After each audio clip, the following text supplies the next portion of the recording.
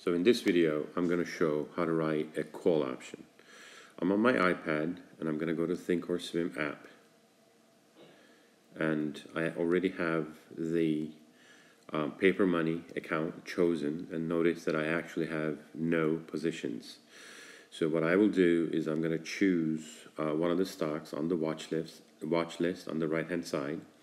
Notice I already have an ETF, SPY, that's for the S&P 500, Apple and Exxon.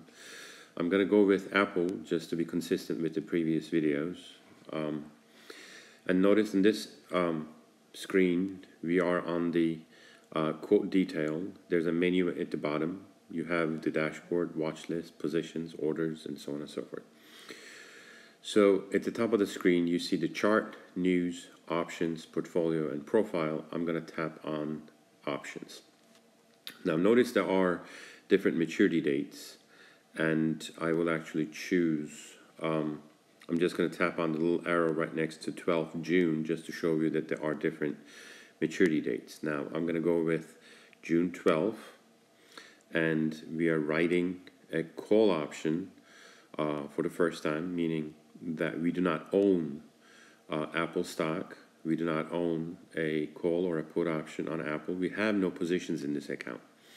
So I'm going to go down to a price right now, just for the sake of the lecture, a strike price that's closer to the current spot price of Apple. The spot price right now, it's a Sunday, so it's the Friday closing leftover, $331.50.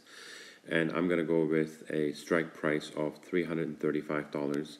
We are writing a call option, and notice the bid price for the strike price $335 is $2.51, and the ask price is $2.80. I'm going to tap on $2.51 because we are writing it, which means that we are selling it to open a new position.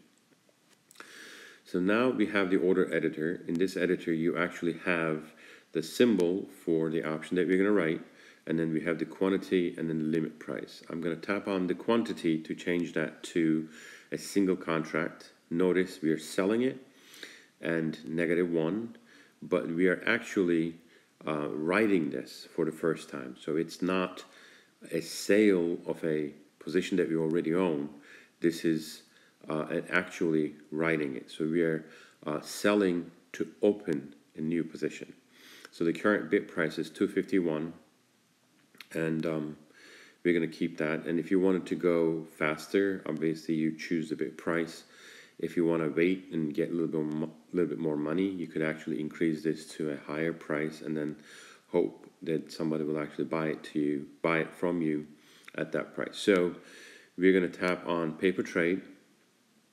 Now notice there's a red highlighted section. It says sell -1 Apple 100, and this is a weekly maturity date of June 12th. Strike price is $335. It's a call option. We're selling it. We're trying to sell that $2.51 limit, and then it says to open. This actually shows that we are writing this option for the first time, and it's not just a sale of a contract that we already own. We are selling it to open it.